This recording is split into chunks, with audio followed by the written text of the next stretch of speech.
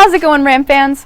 Welcome back to this Valentine's Day edition of the Monday Night Sports Show. I'm Madeline Davis. And I'm Ella Fredrickson, here to show you everything we loved about this weekend in CSU sports. From a love letter to CSU basketball after their super successful weekend in the Mountain West, to Cam letting you know his thoughts on which NBA trades he cherished in last week's action. And of course, how could we forget about Out of Pocket, which like always ends off the night with a debate over which takes we love and which ones we want to dump. All of that and more on CTV Sports, which tips off right now.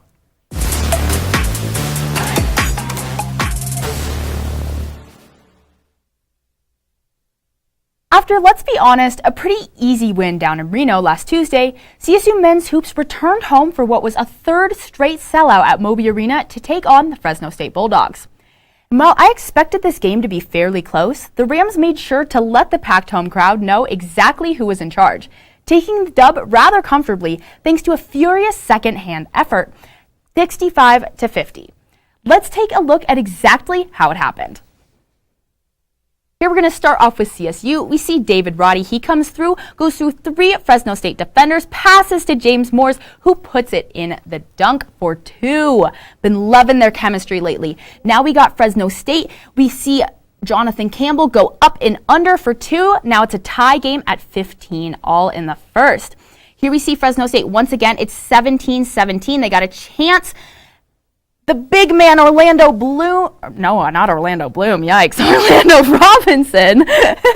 Now we see CSU do what they do so well. They're going to play team points right here. Unselfish basketball. They're going to pass it around for a little bit. Here we see Deshaun Thomas. He's going to pass it off to Kendall Moore. Kendall Moore is going to go in. He's going to think about it, but he can't, so he passes it back off to Isaiah Stevens, who passes it to John Tonje for the long three.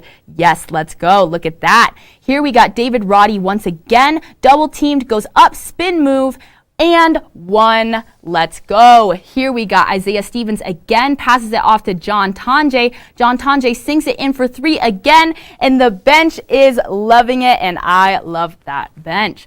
Now we're going to see the play of the game right here. Isaiah Stevens to David Roddy. He goes in, doesn't see anyone. Here comes James Moore's overhead backwards pass, backwards under the hoop. The crowd goes wild, and deservedly so. What a play. And man, I don't know exactly what Coach Medved told the team at half, but whatever message he got across to these guys, I'm sure glad he said it. And when you look at the team stats for this one, while 40 points in the second half definitely stands out, the number I really want to talk about for the Rams is their number of turnovers, with only 3 the entire night. Not to mention that all of them happened in the first half, and one of them was a shot clock violation that, if you asked me, definitely came off before the buzzer. And now moving on to the individual stats, this matchup was all David Roddy. The junior guard and former high school quarterback led CSU in virtually every category, from putting up a team-leading 21 points to 7 rebounds and, of course, 8 assists, which was a season high and only 1 away from his career best. And on to the other top performers, redshirt sophomore James Moores once again had a stellar performance from the floor, going 5 for 5 on field goals and scoring 11 points off the bench. After this solid W, the Rams had a quick turnaround time to prepare for the 10-1 conference play and Mountain West leading Boise State Broncos. So Ella, how'd they fare in that matchup? Well, Madeline, it was a crazy warm-up for the Super Bowl, to say the least. But unlike the matchup you covered against the Bulldogs, this one we fully expected to go point for point. And to put it simply, that's exactly what happened, even if not at first. With CSU coming out of the gates really strong, earning a double-digit lead 8 minutes in and holding it for most of the half. But as we know, a big lead, especially on the road, isn't something that usually sticks around. And the Broncos, led by their guy, Tyson Degenhart, proved this exactly right, cutting things to within 2 before halftime. And as the break came and went, CSU was consistently unable to pull away with a similar advantage that they had built minutes before, going back and forth and shot for shot with the team in blue. But regardless, this resilient green and gold squad always kept their faith and never let a quick run by the opposing side hold them down, eventually gritting it out to take the win in OT 77-74. Thanks to a David Roddy putback with 20 seconds left and some clutch playout of Isaiah Stevens and Chandler Jacobs. And with that, let's get into the stats. On the offensive side, Roddy, Jacobs, and Stevens were the only ones able to break into the teens, coming up with 18, 16, and 14 respectively, while the rest came in relatively scattered and much smaller numbers from the consistent depth we get with this deep bench. And switching to the defensive effort, while the Rams held their own inside the arc against the Broncos, forcing plenty of long possessions and shot clock violations, outside the line was a much different story. Boise shot an insane 54.2% from three, which really kept them alive in this one and kept Ram fans scratching their heads for sure.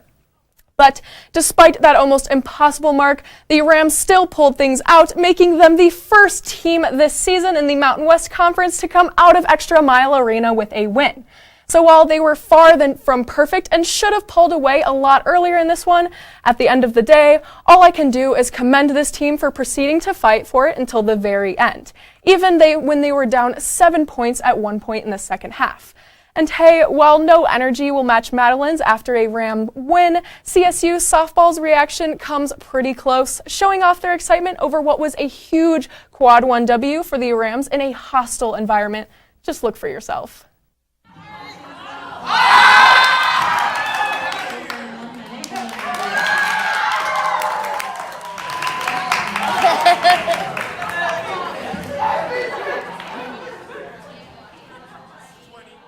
If you ask me, that's pretty awesome. And whether it was internal or externally expressed, Roddy sealing the deal at the end with that monster block and bringing all of the momentum back to campus is well worth screaming for. And now looking ahead, CSU goes on the road again to start the week, this time to New Mexico to take on the 10-14 Lobos, who hopefully the Rams can keep up their recent hot streak against, Madeleine, I am loving how this team is looking lately. I just can't get enough of their big plays and huge W's. Yeah, I mean, that win yesterday, honestly, that was the biggest win of the season so far. That was incredible. I mean, just everything. I mean, I didn't have a single thing to complain about in that game. I was honestly going to be happy, win or lose. I thought they played really well. No, absolutely. And although I could argue we shouldn't have let it go to OT, we had that big lead for a while. But honestly, the fact that it went OT and we came away with it kind of made it better. I don't know what Nico Medved told the team during that timeout when they were down by 7, but whatever he said really sparked something, and that was incredible. Just keep it going. Yeah, what a coach that man is. And well, the men clearly weren't the only CSU hoop squad with a road game this past weekend. Rams women hoops were also on the conference grind, crushing Mountain West bottom feeders San Jose State on Saturday with a score of 84-70. And from the jump in this one, it was clear that the Rams were riding the momentum of their comeback victory against the Utah State Aggies on Orange Out night from earlier in the week, taking the lead early and keeping it for essentially the whole game. And sure, while San Jose did end up cutting the lead to only 3 at one point in the fourth, CSU quickly responded on a 6-0 run to shut down any chance that SJSU had at a comeback, leaving no doubt on who deserved the conference dub. Above all else, what really helped the Green and Gold secure this win was their stellar free throw percentage, going a ridiculous 30 from 31 from the charity strip. And with a performance like this, it's easy to see how this ended up as the second highest free throw percentage in team history. The Rams also had a decent 43.3% field goal percentage and won the boards 41-31, dominating all of the major marks on this one. And on to the individual numbers, the Rams were, like always, led by McKenna Hofschild, who scored 32 points to tie her career high, while Upe Atasu was right behind her with 22, and grad student Carly Murphy contributed a solid 14 points off the bench, while also grabbing 7 key rebounds. This W pushed CSU to 16-7 on the season and finally put them back over 400 in conference play, now sitting at 7-6. And after the victory in the Golden State, the Rams head back home to Moby to kick off this year's edition of the Border War this Thursday night at 6. It should be a really fun game, and I'm sure the Lady Rams would love your support. Finally, moving from the hardwood and onto the gridiron, if you tuned into the Monday night show last week, you saw my breakdown on what to expect in Super Bowl 56. And although I knew it was going to be a good one, this game was better than I could have ever expected. Early on, it took clearly took a few possessions for both teams to adjust to the idea of playing in the most important game of the year and probably their lives. But I mean, can you blame them? SoFi Stadium was packed with over 70,000 in attendance. But after they were able to shake off that post-championship game rust, OBJ took charge early on, connecting with Matthew Stafford for the first tutty of the game from 17 yards out halfway through the first quarter. But after that early surge from LA, momentum shifted back and forth between the two squads. Thanks to a big non-contact injury taking out Odell late in the second quarter, and both QBs limping off the field at different points later on in the second half, due to a relentless pass rush from both sides that really heated up as things went on. And despite what was a remarkable one-year turnaround for the Bengals, which had a lot of America rooting for these underdogs, like I predicted last week, defensive monster Aaron Donald ruined Cincinnati's last chance by coming through with the game-ending pressure, forcing Burrow to flip the ball into the turf and of course show off what he does best in these big moments, while also making LA's 3-point lead the final score, with the Rams winning their second title 23-20. But before Aaron had to finish things out, Cooper Kupp and his historic season came through for a fitting ending, scoring the game winner with a little bit over a minute left on a late drive by Stafford and crew, which earned him Super Bowl MVP honors and gave the Rams exactly what they needed to take home another Lombardi. And after the confetti started to fall and the emotions and tears started to flow, AD's post-game interview showed a side of him that we don't usually get to see. Take a look. How does this measure up to what you thought it might be like, Aaron? It's the best feeling in the world, man. God is great. God is great. I'm lost for words. I don't know what to say. This is a blessing. This is a blessing. Before and after the bowl, there were reports swirling that this might be number 99's final game. So if it is, what a run for one of the best defensive players of all time, which included 3 Defensive Player of the Year awards, 7 All-Pros, and of course, 1 Lombardi trophy. And even though the Rams came out with it in the end, both of these squads deserved that ring in so many different ways. And I'm just glad that they were the ones who ended up fighting for it in the end. But with all of their vets, it just seemed like LA's time. And with that, Rams, now it's time for a very quick break. When we come back, Cam will fill you in on everything that went down in pro basketball last week. You won't want to miss it.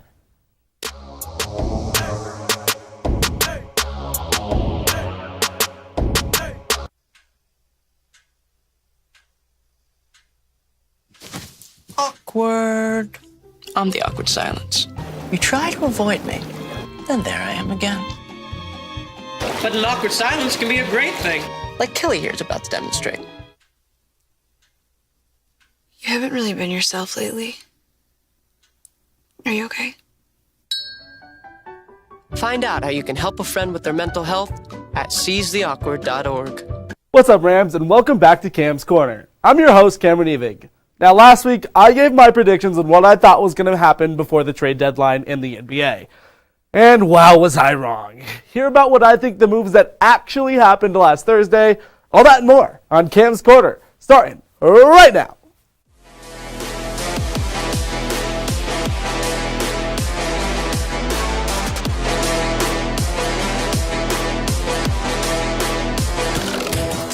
Ella might have stolen the Super Bowl this week, but that's okay, because that means I get to talk about the trade deadline for Bro Hoops once again. And while I was off the mark on where I thought these guys might go, you have to give it to me at least some credit. At least the players that I thought would be dealt did get dealt, besides Jeremy Grant. But hey, let's not talk about that. Instead, let's take a look at the trades that did happen, and I'll let you know what I think about them.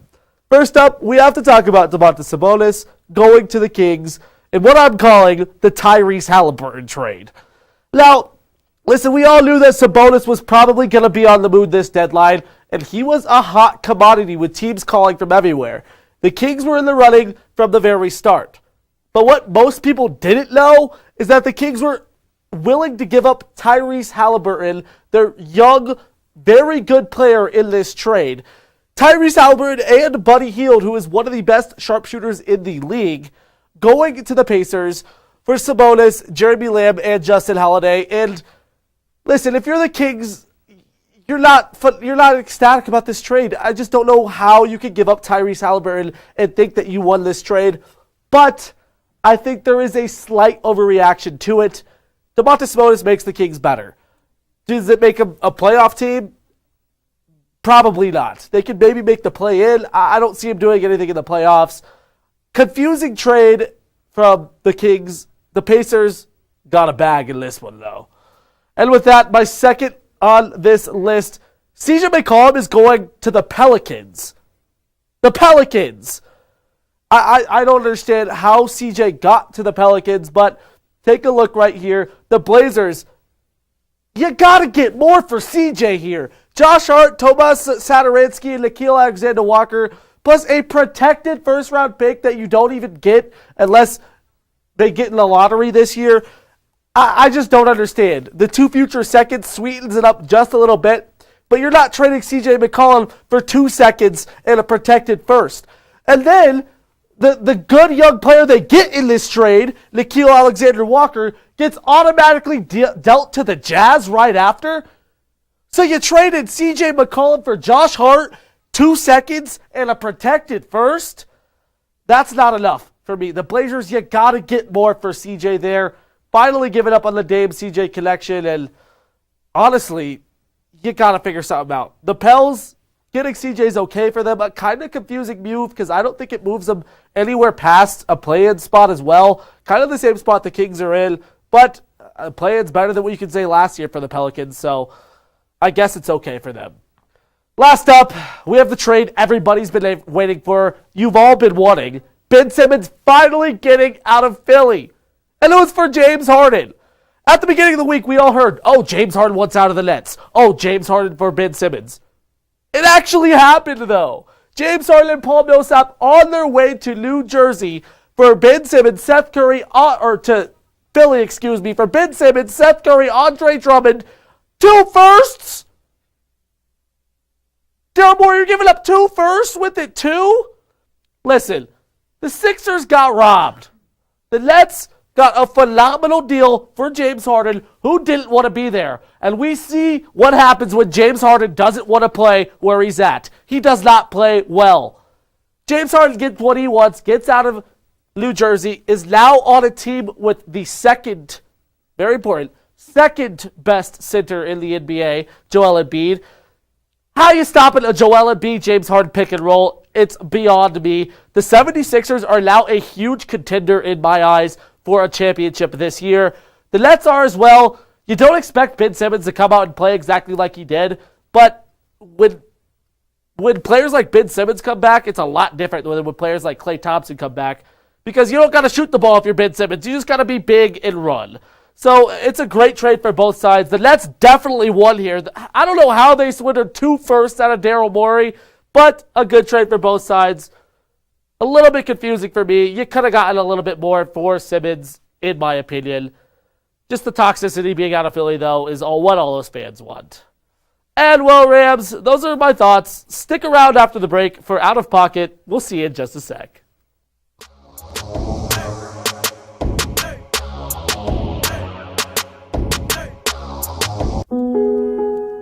Queen is just my everything. Right now, I wouldn't know where my life would be without her.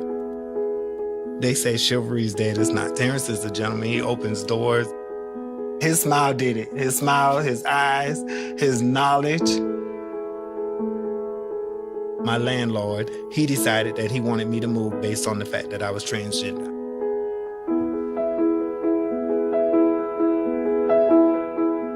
It takes me to a place of no hope. It takes me to a place of loneliness. It saddens me. When you discriminate against somebody in housing, where do these people go?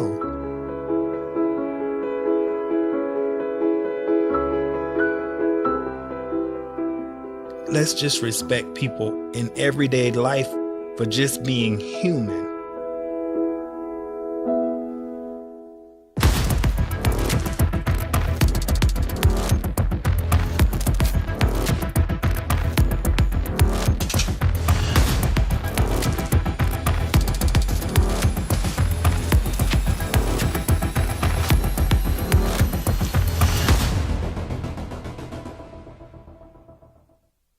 What's up, Ram fans? We hope you enjoyed the break. Welcome back to another edition of Out of Pocket.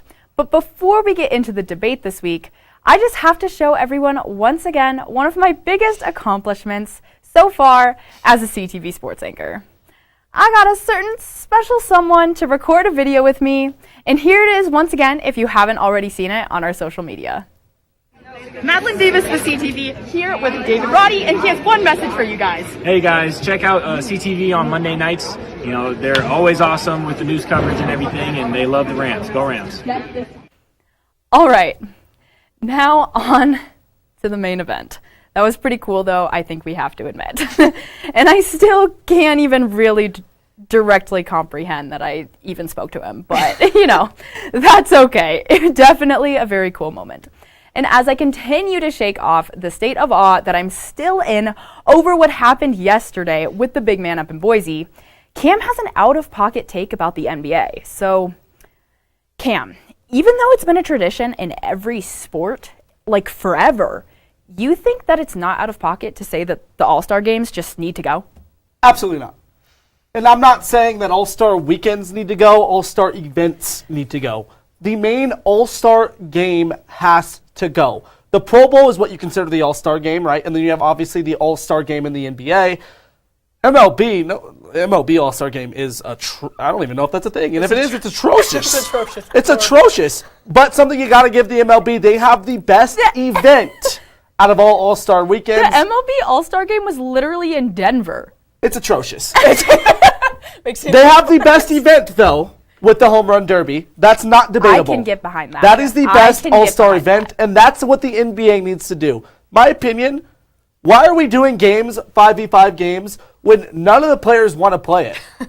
I want to see Giannis Antetokounmpo and his two brothers up against the three Holiday brothers, even though they get absolutely smoked. But little games like that would be way more entertaining than watching 10 players who don't care about the outcome of the game run up and down the court. All-Star weekends need to stick around. The game's got to go, though. I think it was a lot different for everybody. You know, when social media wasn't as big with sports highlights, you would watch a certain game and not be able to see everyone. You'd watch the All-Star game and get to be seeing everyone at one time. But now you can literally see anyone anywhere. Yeah. And it just doesn't make it as special. Yeah. The Pro Bowl for the NFL is an absolute afterthought. It's literally just trying to avoid injury rather than avoid the loss. I mean, seriously, these players don't care. In the NBA, it's just an offensive crap show. No, seriously, it is. Nobody plays defense. It's just pounding the basket as much as you possibly can for what? A couple highlights in the All-Star game? No. No, I mean, I have to agree. I think that the games itself are just not. They're just honestly they're kind of stupid because I think it's a lot of just like why would you risk getting hurt in an All-Star game? I mean, that's absolutely ridiculous. But I do like getting All-Star teams named. I like that. Yeah. I like getting All-Star teams named, and I especially especially in the MLB when every team gets an All-Star and you get to have an All-Star. There's something meaningful and important to that, and I like it, and it gives the players something to play for. They get to say yeah, I'm a starter at an All-Star game or whatever. But do they care? I mean, it's pretty cool, and it's cool for the fans as well. Yeah. I mean, it's a big fan thing, and so I definitely think that we should continue to keep All-Star naming, but the All-Star games itself, I would not be mad if they went away. I just think they need to be replaced with more skill competitions because those are more fun. Those are more fun to watch anyway, to be honest. It's a money grab. That's all it is. It's all it ever has been. And although it's cool for the fans in some aspects, I would much rather watch anything else besides 10 players on a court that do not care. All right. I think we all agree that the All-Star games clearly need some change in some way. So let's move on to our pick'em games for this week. Our picks last week were pretty quick, and we all picked the Rams to take down the Bulldogs, which, like I filled you in on earlier in the show, they did quite convincingly. So just like before, Ella is still down a game and sits in third place. But luckily for you, Ella, I feel like this week's slate of picks could be the wild card that gets you back into things. So with that said, let's get to our first matchup on the schedule for tonight. The Lady Rams, who take on the Wyoming Cowgirls in Moby Arena on Thursday nights. I'll be there to cover that one. The Pokes are slightly above CSU in the Mountain West standings right now, but with the dub here in the border war, that could all change. So guys, who do you got in this one?